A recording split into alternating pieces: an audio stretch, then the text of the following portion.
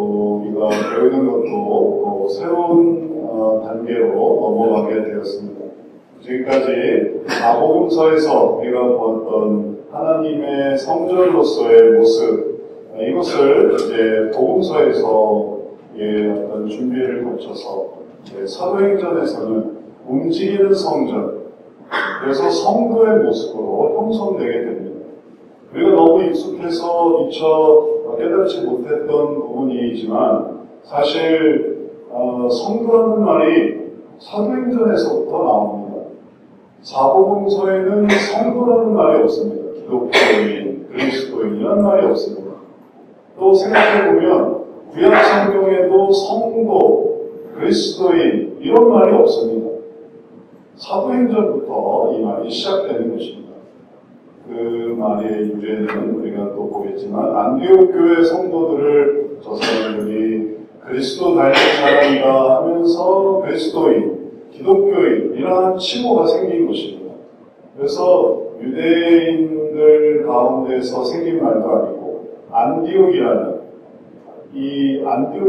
이 이방 도시에서 믿는 이 이방인들 사이에서의 호칭이 바로 그리스도인이었고, 그리고 그렇게 해서 생긴 성도라는 의미는 비로소 성전이 예루살렘에만 존재하고 예루살렘에 와야 되고 또 예루살렘을 통하지 않으면은 뭔가 하나님께 예배가 되지 못하던 이런 시대가 끝이 나고 하나님께서 모든 각 사람에게 만나주시고 또 경배를 받으시는 새로운 세계가 열리는 것을 보여주고 있습니다. 그래서 우리는 이 과정을 잘 따라가야 됩니다. 주님께서 초점이 이렇게 바뀌고 있는데 우리는 이전 초점을 고수하고 거기에 매여 있어서는 안 됩니다. 이미 지금 장이 넘어가고 있는, 다음 장으로 넘어가고 있는, 다음 챕터로 넘어가고 있는, 그래서 새로운 일들이 이루어지고 있는데 계속 이전 것에 머물러 있다고 한번 해보십시오. 고속버스를 타고 가다가 휴게소에 잠깐 들렸다가 또 다시 고속버스를 타고 그 다음 일정을 가는데 휴게소에 그냥 남아있다고 생각해 보십시오. 그럼 길을 잃어버리는 것이죠. 중단되는 것입니다. 그래서는 안 됩니다.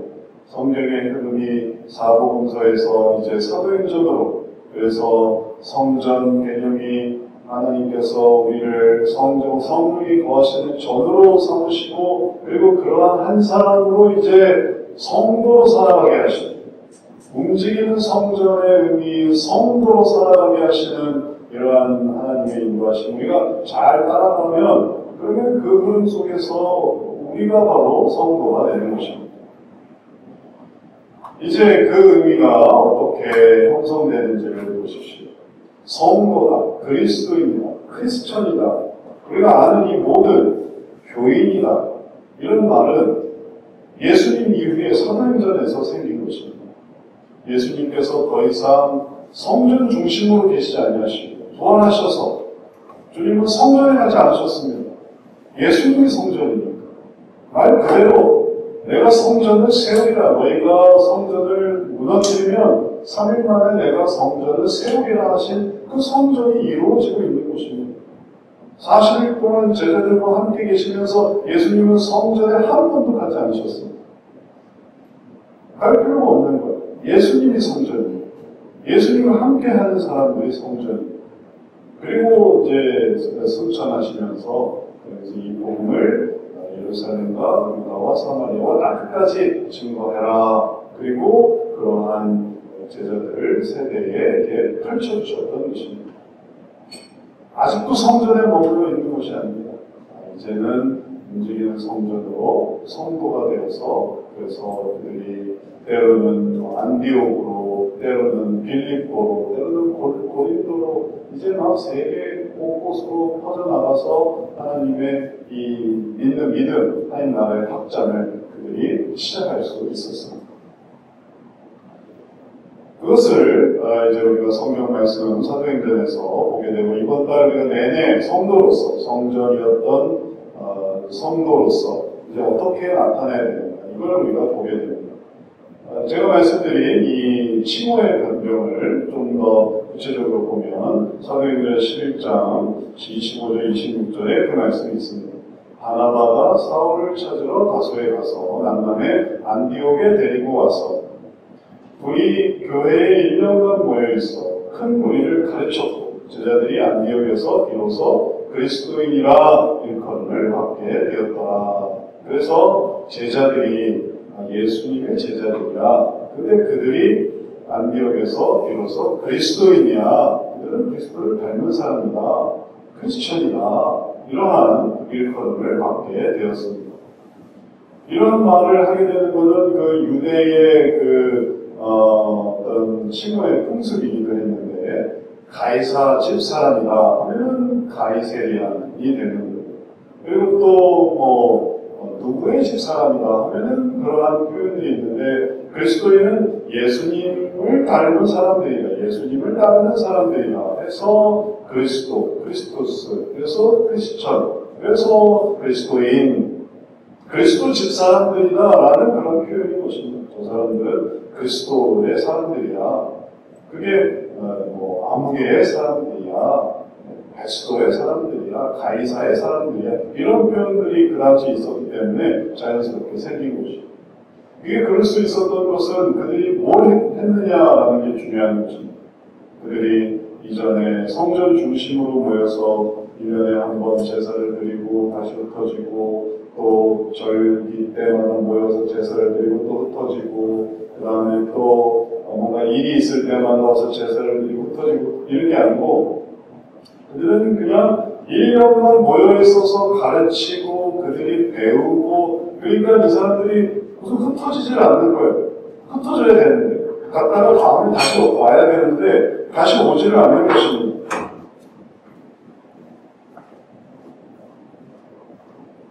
그러니까 그 사람들이 아예 칭호를 받아서 그리스도 집 사람들이야, 그리스도인들이야 이렇게 되었다는 것입니다.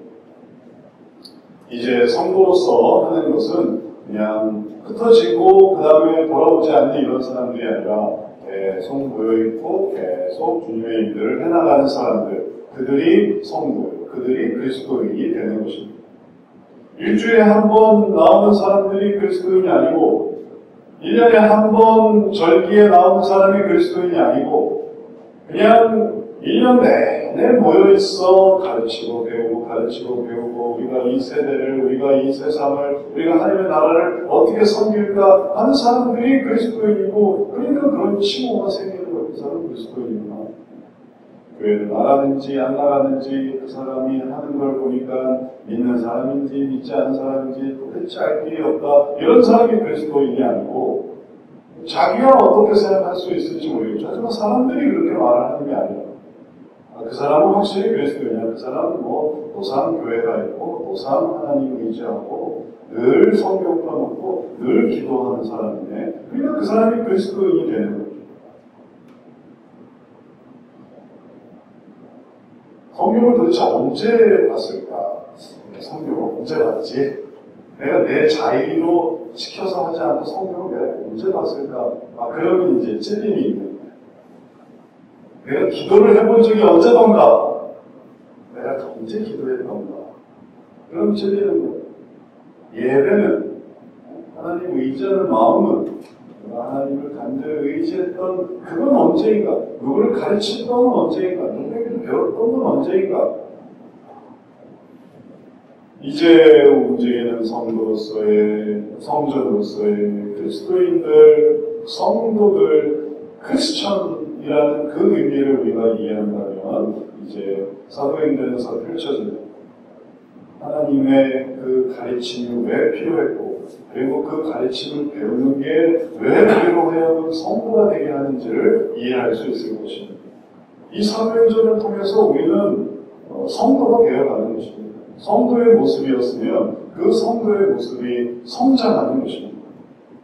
사도행전의 시작이 이렇게 시작됩니다. 사도행전 1장 1절 말씀해 봅니다. 데오빌로요, 내가 먼저 쓴 글에는 오늘 예수께서 행하시며 가르치시기를 시작하신부터 그가 택하신 사도들에게 성령으로 명하시고 승천하신 날까지의 일을 기록하였노라.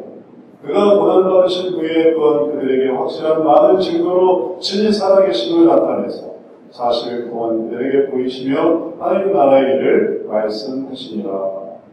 이게 사도행전의 시작이에요. 사도행전의 시작은 예수님이 하신 일을 증거하고 전파하는 것에 의미가 있었던 것입니다. 이 자체를 보십시오. 데오빌로를 이제 이 누가복음에서 이걸 쓴 사람이 누가인데 누가복음에서는 데오빌로 각하여 이렇게 말하고 있어서 이 데오빌로는 로마의 고위 공직자가 뭐 총독이든지 아니면 서기장이든지 아니면 또 뭐 장군이든지 하여튼 각하여라고 말하니까 로마의 아주 유력한 사람이었어요. 그 사람들한테 각하라는 말을 씁니다. 그럼 그 사람에게 복음을 증거하는 거예요. 복음에 대해서 설명하는 거예요. 데오빌로님, 교회 한번 와보세요. 이게 아니고, 데오빌로에게 가르치고 있는 것이, 데오빌로에게 말하고 있는 것입니다. 데오빌로에게 설명하고 있는 거예요. 그게 성도예요. 그게 사도행전에서의 성도의 모습인 것입니다. 내가 너무 아는 게 없고, 내가 뭐라고 예수님 뭐라고 설명해야 되지? 복음을 뭐라고 설명해야 되지? 잘 모르겠고, 일단 교회 데리고 오면 목사님이 알아서 하시겠지. 목사님이 알아서 하실 거야. 그러면 그냥 교인인 거죠, 교인. 교인으로서 교회에서 뭐가 이루어지는 거고 내가 뭘 가르치긴 좀 어려워 하면 그냥 교인일 뿐이에요. 소속된 사람. 그러나 내가 성도다라고 하면 이 정도는 내가 말해줄 수 있어. 예수님은 이런 분이란다. 예수님은 우리에게 이런 걸 가르쳐 주셨습니다. 제가 배운 게 이런 겁니다. 이런 걸 가르쳐 줄 수 있는 사람이 그런 사람이 성도예요. 내가 또 그걸 하고 있으니까 또 성도고. 데오빌로요, 이게 이런 겁니다. 또 이러한 것을 제가 말씀드리겠습니다. 잠깐 앉아보세요. 제가 이걸 말씀드리겠습니다. 그러니까 이게 내가 말하면서 내가 성도가 되는 거고, 그래서 바울과 바나바가 이끌어간 제자들을 가르치면서 그들이 그리스도인이다. 배우는 사람이 그리스도인이고 가르치는 사람이 그리스도인이고, 우리도 마찬가지입니다. 그냥 오게 하는 사람도 물론 의미가 있지만 그 사람이 배우면 더 성도가 되어요. 성도로서의 모습이 성장하는 거, 사도행전의 모습이 바로 그겁니다. 우리가 성장하는 거예요. 그래서 하나님 나라의 일들을 알고 그것을 간직하고 그것을 설명할 수 있는 사람, 그 사람이 바로 하나님의 성전이 되는 성도입니다. 사도행전에서 우리가 이걸 보게 됩니다. 이걸 이렇게 간직하고 그리고 또 기억하고 배우고 이러한 성도로서 이제 방향이 있습니다. 이 방향이 뭐냐면 단지 내가 아는 것만이 전부가 아닙니다. 지난번에 제가 성지 순례에서의 모습 속에서도 보여드렸지만 도서관에 갔어요. 사람들이 도서관이라고 해서 도서관을 갔습니다. 근데 도서관이 뭐 하는 곳이냐면은 그냥 건물이에요. 그냥 사람들이 있는 곳이에요. 거기서 사람들이 사람들한테 배우는 거예요. 그냥 사람들이 서서 가르치고 앉아서 가르치고 그게 도서관이에요. 책이 쫙 이렇게 질비한 그런 게 아니라 이제 옛날에는 책이 귀한 거. 지금은 책이 넘쳐나죠. 옛날에는 이 종이의 기술이라든지 인쇄 기술 이런 게 활발한 게 아니어서 이게 사람이 그 지식을 갖고 있는 게 더 편리해요. 그리고 그 사람이 말해주는 게 더 효과적이고 그래서 도서관이 사람들한테서 배우는 곳이 도서관이었어요. 그리고 각 사람이 다 그걸 배우고 가르치고 구전하고 또 배우면서 그러면서 지식을 쌓고 다른 사람의 것을 전해주면서 이것을 증거해 놨던 것입니다. 이런 원리는 오늘도 마찬가지입니다. 이 시대에도 마찬가지입니다. 내가 배우고 내가 깨닫고 그것 속에서 책이나 혹은 종이의 발달로 지식의 정보는 원활할 수 있지만 그러나 내가 살아보고 내가 해보니까 이게 가장 정확한 거예요.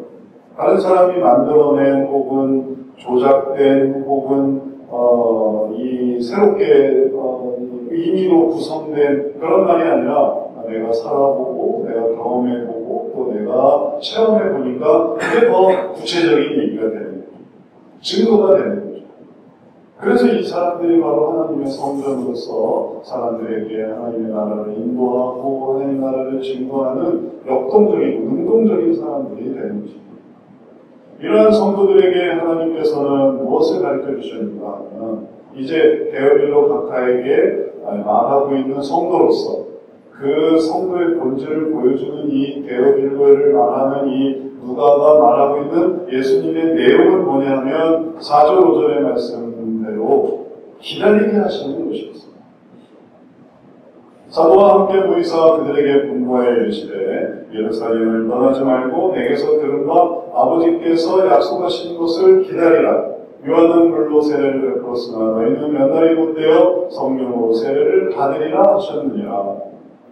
이게 순서적으로 또 의미가 있지만 이 사도행전의 초반부에서 성도의 모습이 예수님에 관한 지식을 가지고 있는 사람들, 그것을 증거하는 사람들이라는 걸 보여주는 것과 함께 그들에게 예수님께서 뭐라고 말씀해 주셨는가, 그 말씀의 핵심이 무엇인가를 보여주는 게 이게 또 중요한 의미가 있습니다.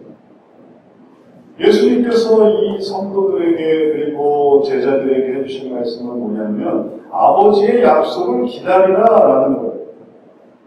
무슨 말이냐면 이게 끝난 게 아닌 것입니다. 예수님께서 하신 그 모든 가르치심과 말씀은 이제 종결돼서 이제 그걸 반복만 하면은 구원을 받는다, 이게 아닙니다. 그건 시작이었어요. 우리가 아는 지금까지 내용은 시작이었습니다. 그래서 아버지의 약속하신 것을 기다리라 하셨습니다. 뭘 기다리냐 하면 앞으로 이루어질 것을 기다리라 하는 것이었어요. 그리고 그것이 제자들로 하여금, 성도로 하여금 그냥 예전의 모습 그대로, 예전의 것을 그대로 유지하는 무슨 과거의 전통과 문화와 지식을 보존만 하는 이런 사람들이 아니라 이것을 더욱더 주실 것을 사모하고 앞으로 나아가는 사람, 그런 사람들이 되게 하신 것입니다. 정체된 사람들이 아니에요. 과거에 매여있는 사람들이 아닙니다. 다시 말해 21세기에 1세기의 일들을 그걸 반복하는 사람들이 아니에요. 우리는 21세기에서 뭘 보고 있냐면 22세기, 23세기, 24세기를 바라보고 있는 사람들. 사도행전의 성도의 모습이 얼마나 특별하고 거룩한 의미가 있습니까? 지금까지 예수님의 가르치심을 데어빌로여 이렇게 설명할 수 있다. 그리고 그 예수님이 뭐라고 말씀하셨냐면 미래를 우리 보고 기다리게 하셨다.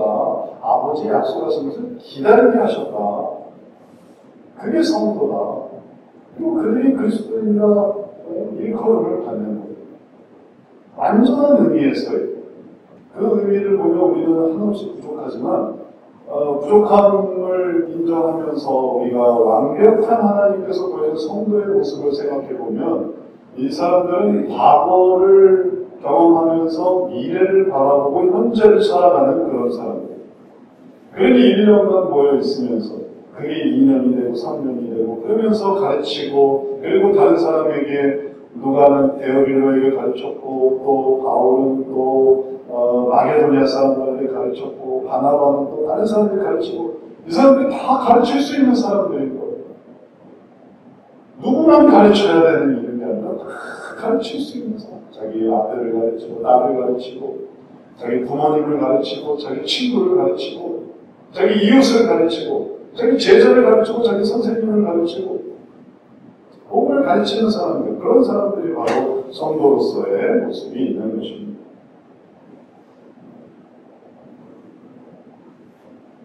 이제 그들이 가르쳤던 그 기다림의 내용을 보면 아버지께서 약속하신 것이 물로 세례를, 요한은 물로 세례를 베풀었으나 너희는 몇 날이 못되어 성령으로 세례를 받으리라.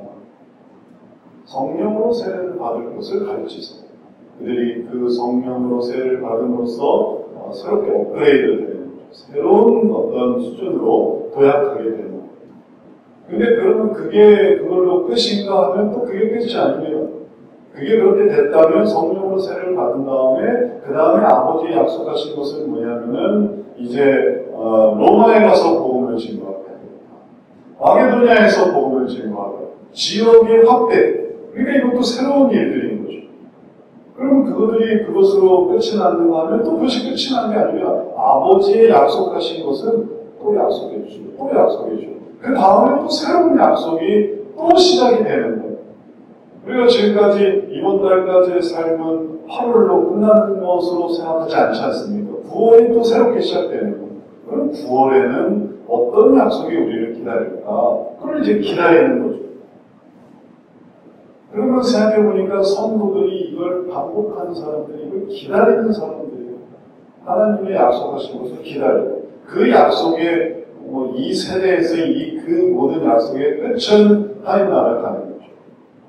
그런데 하나님 나라에 가면은 하나님의 약속의 끝이겠는가 하면 또 그런 것일 수가 없습니다. 왜냐하면 천국에 가면 또 천국에서의 주님의 약속을 또 기다릴 수 있습니다. 그렇게 생각해보면 기다림의 연속이에요. 계속 기다려요. 기다려요. 그리고 기다림에 대해서 생각해보니까 성도들이 때로는 도대체 언제까지 기다려야 됩니까? 지칩니다. 기다린다는 게 뭡니까? 이게 손해보는 거 아닙니까? 이렇게 생각하게 되기도 합니다. 손해보는 걸까요? 기다림이 손해보는 걸까요? 내가 성인이 되기를 기다렸어. 어린애들이 기다림이 손해보는 걸까요? 내가 입학하기를 기다렸어. 그게 손해보는 걸까요? 내가 취업하기를 기다렸어. 손해보는 걸까요? 결혼하기를 기다리고, 혹은 아이 낳기를 기다리고, 직장만 하기를 기다리고, 혹은 노후 생활을 기다리고, 은퇴를 기다리고, 그 다음에 이제 죽기를 기다리고, 그런 기다림이 손해보는 걸까요? 그게 다 헛된 일일까요? 그 기다림이. 하나님께서 기다리게 하신 게 그게 무의미한 일이었습니까? 그렇지 않다는 거 아니에요. 그 기다림이 얼마나 귀중한 것입니다. 그 기다리는 시간이 사실은 얻는 것입니다. 그 기다리면서 우리가 풍성하게 되는 것임을 그걸 이해해야 돼요. 2021년에 아프가니스탄에서 미국이 철수를 했습니다. 그리고 이러한 사건을 보면 정말 한 나라에서 이제 철수를 한다. 그래서 이 나라에서 떠나서 다른 나라로 간다라는 게 어떤 의미인지를 조금은 이해하거나 아니면 좀 생각해 볼 수 있습니다. 그래서 이제 사진 몇 개를 보여드릴게요. 첫 번째 사진은 미군이 철수하는 거예요. 미군이 다 수송기를 타고 이제 아프가니스탄에서 철수를 합니다. 예전에는 아프가니스탄에 우리가 관광으로도 갔어요. 그리고 관광으로 가서 또 사고를 당하기도 했습니다.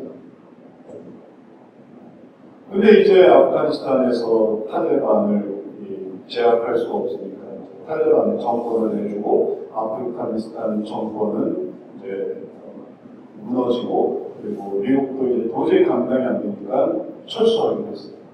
그래서 미군이 철수해요. 그러면 어디로 갑니까? 자기 나라로 가는 거예요. 미군은 자기 나라로 가고 있습니다. 그래서 그 장면입니다. 두 번째 장면은 떠나는 사람들에게 아프가니스탄 사람들이 막 메어 달려요. 같이 가자. 지금 정상적인 이 항공 수속을 다 무시하고 사람들이 공항에 다 몰려들어서 이 비행기를 어떻게 타고 가려고 탈출하려고 탈레반의 그 무서운 그 탄압에 두려워하면서 이게 도망가려고 하는 사람들. 근데 이게 가능합니까? 이렇게 해서 여기를 빠져나갈 수가 있겠습니까? 그 많은 사람들. 근데 그 사람들이 그렇게 이 상황들을 정말 절박하게 생각했다는 거예요. 그리고 세 번째 사진은 우리나라 한국의 수송기를 타고 빠져나가오는 아프가니스탄 사람들이 있었어요. 그 사람들을 왜 수송기로, 군 수송기로, 그 미라클 작전이 나왔다는데 이 사람들을 빼내오는 작전을 벌이는 거예요. 왜냐하면 그들이 한국 정부에 협력하며 또 같이 협조하고 아프가니스탄에서 정부에 하던 일들에 협력하는 사람들이거든요. 간호사도 있고, 의사도 있고, 통역원도 있고, 그 가족들이 있고, 그 사람들을 다 구해내기 위해서 한국에서 수송기를 이렇게 보내서 그래서 태워서 들어가는 장면. 인도하는 사람들이 다 한국 분인데 그 사람들이 이제 이전에 살고 있던 자기 나라를 떠나서 그래서 새로운 나라로 갑니다. 그리고서 줄 서서 차례대로 기다리고 있는 거예요. 빨리 안 들어. 혹은 그들이 질서를 어기지 않고 차분히 기다리면서 한국이라는 나라, 우리나라로. 그래서 그들이 한국에 와서 정착제를 받아서 정착하고 지금도 종종 인터뷰에 나오고 그러고 있어요. 그렇게 살아가고 있고 그들은 자기 살던 나라를 버리고 거기에는 뭐도 있겠습니까? 자기 집도 있겠죠. 또 이웃도 있겠죠. 친척도 있겠죠. 다 데려갈 수는 없으니까. 그 관련된 사람들만. 그래서 이제 우리나라로 피신시키는 거죠. 왜냐하면 한국 정부에 협력했기 때문에 더 이제 고문을 당한다든지 위해를 당한다든지 그럴 가능성이 있었기 때문에 그냥 두고 오면 다 죽을 판이니까 데리고 왔다는 거예요. 그래서 그들이 이렇게 들어오는 과정, 그 속에서의 기다림과 그리고 그 속에서의 순종과 그리고 또 질서와 그리고 그 마음속에서 내가 두고 오는 자기 나라와 그리고 자기 가족과 혹은 자기 친척과 여러 가지 자기의 어떤 소유와 이런 것들을 생각해보면 이런 길, 이런 기다려서 이렇게 새로운 나라로 가는 것은 손해입니까? 아니면 이득입니까? 라고 하면 이 사람들이 다 공통으로 말하는 건 이렇게 구원해 주셔서 감사합니다. 우리를 버리지 않아서 감사합니다. 우리를 같이 데려갈 수 있어서 감사합니다. 우리가 그냥 있다가는 협력했던, 외국 정부에 협력했던 그 죄목으로 더 큰 일을 당할 뻔했는데 피신할 수 있었던 거예요. 그러니 그건 무슨 가치가 있습니까? 그건 생명의 가치가 있는 거죠. 우리나라로 오는 게 그들에게 생명에 살아갈 수 있는 구원의 가치가 있는 거예요. 그래서 그 모든 일들이 순탄하게 협력해서 그래서 다 이 계획된 사람들을 다 데리고 올 수 있었습니다. 이것을 생각해보면서 우리도 우리의 모습을 한번 돌아봅니다. 우리도 성도도 기다림이 무슨 의미가 있을까? 하나님은 매일 기다리기만 하셔. 이것도 기다려라, 저것도 기다려라. 빨리 안 주셔. 그냥 무상 기다리게 하십니다. 근데 그 기다리는 것보다 더 큰 의미가 뭐냐면은 하나님의 약속이 있다는 거예요. 약속이 있으니까 기다릴 수도 있는 거지 약속도 없으면 기다릴 것도 없어요. 그리고서 뭘 해야 되겠습니까? 내가 이제 내 살 방법을 내가 알아서 구해야만 하는 거죠. 내가 무너져가는 이 세대에서 내가 알아서 내가 내 문제를 내가 내 스스로 해야지 기다릴 것도 없는 겁니다. 그러나 우리들에게는 하나님의 약속이 있어서 그 약속이 하나님의 성령으로 세례받는 것을 기다리게 하시는 하나님의 계획을 기다리는 거예요. 그 하나님의 그 플랜, 하나님의 그 인도하심을 기다리는 거예요. 여기 그 기다림 속에서 우리의 마음은 뭐가 형성되냐면은 그 약속을 사모하는 마음이 생깁니다. 성령으로 세례를 받으리라. 예루살렘을 떠나지 말고 너희는 기다리라. 그러니까 그들이 기다림을 당하는 사람들입니까? 그들이 기다림을 당해서 어쩔 수 없이 기다리는 그런 어떤 수동적인 사람들입니까? 그러지 않았습니다. 그들이 약속을 사모하며 능동적으로 기다렸는데 예루살렘을 떠나지 않았어요. 예루살렘을 떠나시죠. 아니요, 나는 못 떠납니다. 나는 지금 기다리고 있는 게 있어요. 여기서 자리를 벗어나면 안 됩니다. 예루살렘에 모여서 뭘 했냐면은 같이 모여서 기도를 하는 거예요. 같이 모여서 우리가 모여있을 때 찾아오시는 그 예수님을 생각하면서 그리고 오순절 그들이 모이던 마가의 다락방에 모여있을 때 성령의 임재를 받았던 거죠.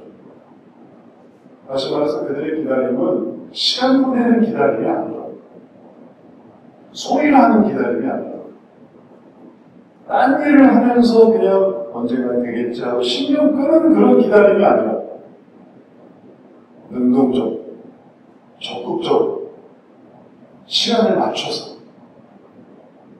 우리 동네에도 여기에 보면 유명한 음식점이 하나 있습니다. 지나가면서 보면 항상 사람들이 기다리고 있어요. 그 기다리는 거는 그냥 무드커니 멀뚱히 서서 기다리는 그런 기다림이 아니라 자리도 지켜야지요. 그 다음에 또 먹을 그 음식을 또 기다리지요. 사모하죠. 그들이 기다리면서 소망에 불타요. 먹을 그 기대감에 막 불타는 거. 얼마나 맛있을까. 우리가 이렇게 기다려서 먹는 음식은 얼마나 더 맛있을까. 맨날 줄 서 있어요. 맨날 줄 서서 그들은 소망을 가지고 있어요. 누가 그들에게 줄 서라고 협박을 했습니까? 강요를 했습니까? 그들을 끈으로 잡아 묶고 있습니까? 그러면 하나 없는데 그들이 그 맛있는 그 순댓국을 먹기 위해서, 맛있는 돈가스를 먹기 위해서, 맛있는 회를 먹기 위해서, 맛있는 초밥을 먹기 위해서, 자기들이 원하는 그 음식을 먹기 위해서 막 너무 즐거워서 기다리고 있는 거예요. 삼삼오오 때는 얘기를 하는, 막 찡그리고 물살인 사람은 한 사람도 없어요. 한숨 푹푹 쉬면서 아유 내가 여기고 내가 이런 사람 한 사람도 없어요. 아들, 연인끼리, 가족끼리 막 들떠서 그들이 먹을 그 맛있는 양념갈비를 먹을 수 있다는 그 소망에 들떠서 질질 나오죠. 양념갈비에, 초밥에, 순댓국에, 돈가스에 사람들이 다 기다리고 있어요. 기쁨에 넘쳐서 기다리고 있어요. 괴로워하면서 기다리는 사람이 아니라 기뻐하면서 기다리는 거예요. 그런 사람들 보면서 이제 우리를 보세요. 우리는 어떻게 기다리고 있을까? 천국이 어떻게 기다리고 있을까? 이를 악물면서, 이를 갈면서 내가 천국 안 보내주시면 내가 진짜 가만히 있지 않을 거야. 혹은 울면서, 찡그리면서, 한숨 푹푹 쉬면서 이게 지금 천국을 기다리는 사람입니까? 지옥을 기다리고 있는 사람입니까? 죽지 못해 사는 사람입니까? 아니면 살고 싶어 사는 사람입니까? 아까 우리 사람들도 봤잖아요. 비행기에 올라탄 사람들, 이 사람들을 기다리고 무의미하기 때문에 그들은 절박합니다. 그러나 수송기를 기다리는 사람들은 차분하잖아요. 애들 손잡고 순서대로 다 들어가는 겁니다. 성도들이 그런 사람들, 그런 지식을 소유하고 그런 깨달음을 가지고 그런 천국을 바라보면서 하나님 생각하니 저의 웃음이 지어지고 이렇게 해서 천국 가는구나. 천국을 생각하니 마음이 안도가 되고 내가 빚 많은데 천국까지 가야 되나? 나 집도 없는데 천국 가서 다행이다. 내가 유명한 거 하나 한 거 없는데 천국 가기 다행이다. 참 다행이다. 나는 남은 게 없어. 남은 건 빚밖에 없어. 천국 가서 참 다행이다. 그런 사람들이 천국을 가르칠 수도 있고 하나님을 가르칠 수도 있고 설명할 수도 있고 그런 사람들도 배우려고 하고 제가 뭘 배워야 할까요?